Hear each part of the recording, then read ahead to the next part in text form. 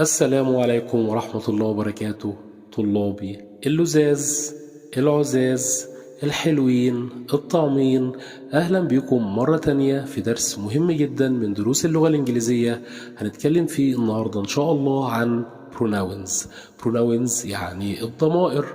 هنركز على 5 أنواع من الضمائر: ضمائر الفاعل اللي هي subject pronouns، ضمائر المفعول اللي هي object pronouns، صفات الملكية اللي هي possessive adjectives، ضمائر الملكية اللي هي possessive pronouns، والضمائر المنعكسة اللي هي reflexive pronouns. طب أقول لكم يلا ما نضيعش وقت.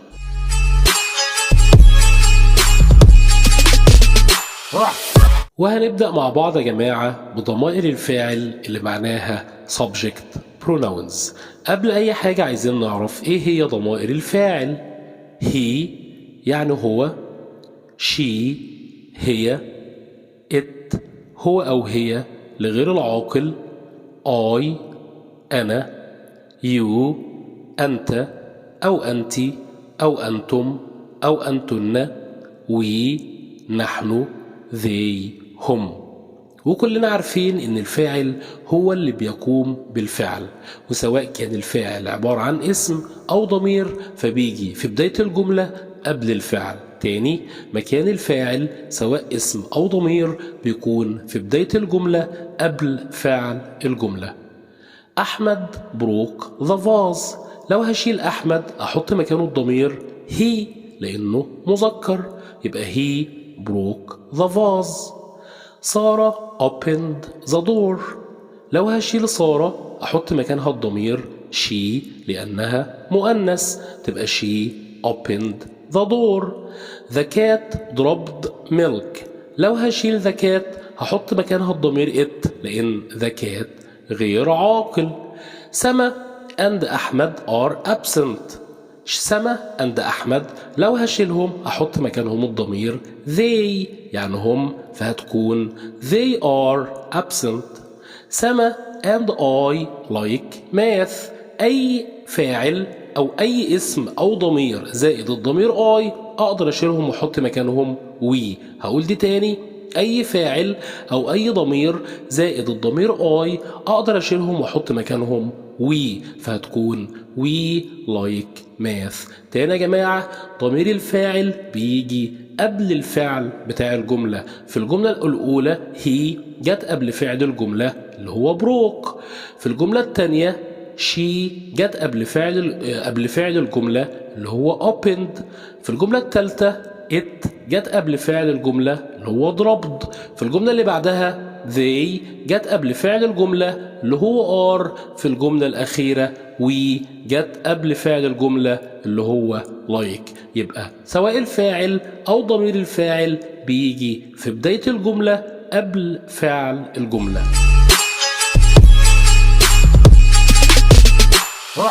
وهنتنقل مع بعض دلوقتي يا جماعة من ضمائر الفاعل لضمائر المفعول. يعني ايه ضمائر المفعول؟ يعني object pronouns. وقبل ما نبدأ فيها نعرف يعني ايه الأول أو ايه هي الأول ضمائر المفعول. ضمير المفعول من he him، من she her، من it زيها، من I me، من you زيها، من we us، من they them. وزي ما قلنا في ضمائر الفاعل ان الفاعل هو اللي بيقوم بالفعل، معنى كده ان المفعول هو اللي بيتأثر بالفعل. طيب نعمل مقارنة بين الاتنين. ضمير الفاعل كان بيجي فين؟ كان بيجي في بداية الجملة قبل فعل الجملة، معنى كده ان ضمير المفعول بيجي بعد فعل الجملة. هقول دي تاني عشان دي هي اللي هتخلينا نقدر نميز بين الاتنين بشكل كبير. ضمائر الفاعل بتيجي قبل فعل الجملة، انما ضمائر المفعول بتيجي بعد فعل الجملة. يلا نبص للأمثلة دي. The manager المدير praised علي، مدح علي. علي هنا هو المفعول. طب لو هشيله هحط مكانه الضمير him، هتبقى the manager praised him. مثال كمان I met سارة at school. سارة هي بنوتة. طيب جاية بعد الفعل تبقى مفعول، يبقى لو هشيلها هحط مكانها ضمير مفعول اللي هو her. هتبقى I met her at school. الجملة اللي بعدها I saw the cat running. أنا شفت القطة بتجري. لو هشيل the cat هحط مكانها الضمير المفعول it. هتبقى I saw it running. الجملة اللي بعدها I welcomed علي and حسن. أنا رحبت بعلي وحسن. علي وحسن they، وضمير المفعول من they them، فهتكون I welcomed them. هقول تاني يا جماعة، ضمير المفعول بيجي بعد فعل الجملة. هنبص للمثال الأول هنلاحظ إن him جت بعد فعل الجملة اللي هو praised. المثال اللي بعديه her جت بعد فعل الجملة اللي هو met. المثال اللي بعديه it جت بعد فعل الجملة اللي هو saw. المثال اللي بعديه them جت بعد فعل الجملة اللي هو welcomed. طيب أنا قلت ضمير الفاعل بيجي قبل الفعل، ضمير المفعول بيجي بعد الفعل. هل في مكان تاني لضمير المفعول؟ في مكان تاني، إن ضمير المفعول بيجي كمان بعد حرف جر. يعني بص للمثال ده I talked to علي. I talked to him. I agree with منى. I agree with her. I looked at علي and منى. I looked at them. تاني نفرق ازاي يا جماعة بين ضمائر الفاعل وضمائر المفعول؟ ضمير الفاعل بيجي قبل فعل الجملة، ضمير المفعول بيجي يا إما بعد فعل الجملة يا إما بعد حرف جر. بعد فعل الجملة يا إما بعد حرف جر.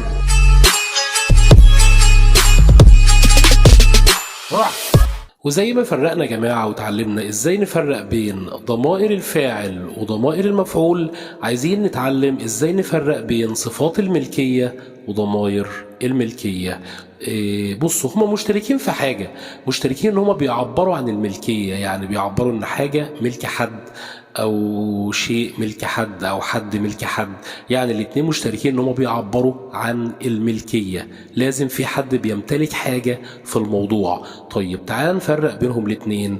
هبدأ بصفات الملكية اللي هي possessive adjectives. ايه هي صفات الملكية؟ صفات الملكية من he his، من she her، من it its، من I my، من you your، من we our، من they their. وزي ما قلنا ان صفة الملكية بتوصف الشيء انه ملك لحد. يعني بص معايا للمثال ده This is my book. انا هنا بوصف الكتاب انه هو ملكي عن طريق صفة الملكية اللي هي my. بس في معلومة مهمة جدا لازم نعرفها عن صفات الملكية، ان صفات الملكية لازم تتبع باسم. تاني، صفات الملكية لازم يجي بعدها اسم. يعني لما أقول لحد I like your shirt، صفة الملكية هنا your، الاسم اللي يجي بعدها كلمة shirt. We enjoyed our journey، صفة الملكية هنا our، الاسم اللي يجي بعدها journey. يبقى تاني يا جماعة صفة الملكية لازم تتبع باسم.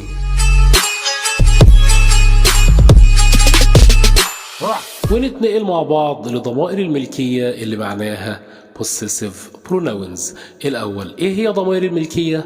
ضمير الملكية من he his يعني ملكه، من she hers يعني ملكها، من I mine يعني ملكي، من you yours يعني ملكك، من we ours يعني ملكنا، من they theirs يعني ملكهم.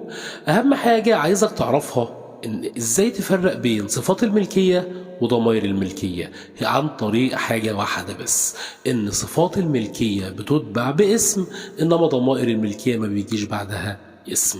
بص معايا كده This is my book. my صفة ملكية لأن يجي بعدها book اسم. إنما المثال الثاني This book is mine، هذا الكتاب ملكي. خدت هنا ماين ضمير ملكية لأن ما جاش بعدها اسم. It's your umbrella. خدت هنا your صفة ملكية لأن جاي بعدها umbrella اسم. This umbrella is yours. خدت هنا ضمير ملكية لأن yours مش جاي بعدها اسم. وقبل ما نسيب صفات الملكية وضمائر الملكية عايزين نعرف إننا بنسأل عن الملكية بشكل عام بأداة الاستفهام whose اللي معناها ملك من واللي بيتبعها دايما الشيء المملوك. Whose pen is this? It's my pen. أنا هنا جاوبت بصفة ملكية. It's mine. أنا هنا جاوبت بضمير ملكية. وبنأكد تاني قبل ما نسيب الملكية يا جماعة إن صفات الملكية بيجي بعدها اسم، إنما ضمائر الملكية ما بيجيش بعدها اسم.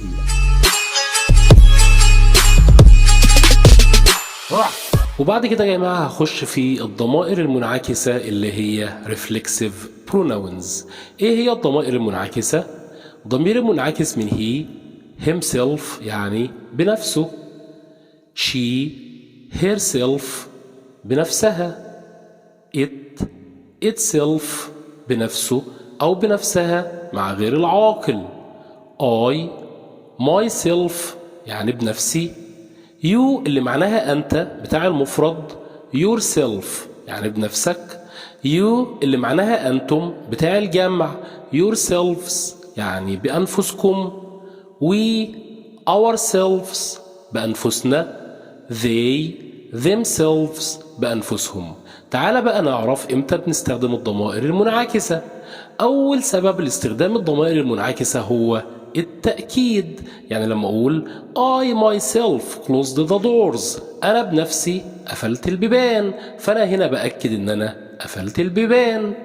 They themselves took the money to the bank، هم بنفسهم خدوا الفلوس للبنك، أنا هنا بأكد باستخدام الضمائر المنعكس إن هم خدوا الفلوس للبنك. يبقى أول استخدام من استخدامات الضمائر المنعكسة هو إن أنا بأكد شيء معين. ثانيا، إمتى بستخدم الضمائر المنعكسة؟ إذا كان المفعول به هو نفسه الفاعل. هتقول لي ازاي دي؟ هو ينفع المفعول به يكون هو نفسه الفاعل؟ اقول لك بص معايا للامثله اللي جايه دي. لما اقول the girl hurt herself، البنت عورت نفسها، في المثال ده البنت هي الفاعل لان هي اللي جرحت نفسها، وهي برضو المفعول لان هي اللي انجرحت. مثال تاني، he looked at himself in the mirror، هو بص لنفسه في المراية، هو الفاعل لأنه هو اللي بص في المراية، وهو برضو المفعول لأنه هو اللي اتشاف في المراية. يبقى امتى تاني يا جماعة بستخدم الضمائر المنعكسة؟ أول حاجة للتأكيد، تاني حاجة إذا كان المفعول به هو نفسه الفاعل.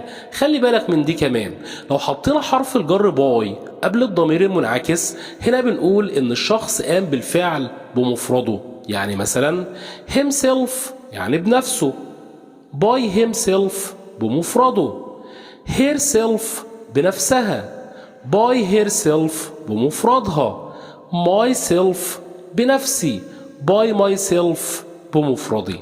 طب ما تخلي بالك من دي كمان، alone بتساوي by زائد ضمير منعكس بتساوي on زائد صفة ملكية زائد كلمة on، ويا ريت نحفظ القاعدة دي صم.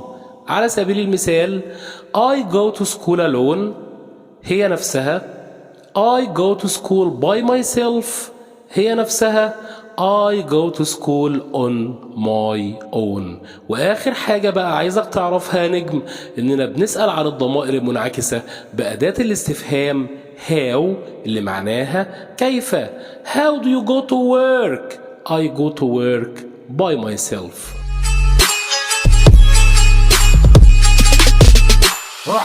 وتعالوا في نص دقيقة يا جماعة نقول أنا عامل الحلقة دي ليه؟ عشان عارف إن في ناس بتتلخبط بين ضمائر الفاعل وضمائر المفعول، وقلت إن أنا إزاي هقدر أفرق بينهم. أعرف إن ضمير الفاعل بيجي قبل الفعل بتاع الجملة، إنما ضمير المفعول بيجي بعد الفعل بتاع الجملة أو بعد حرف الجر.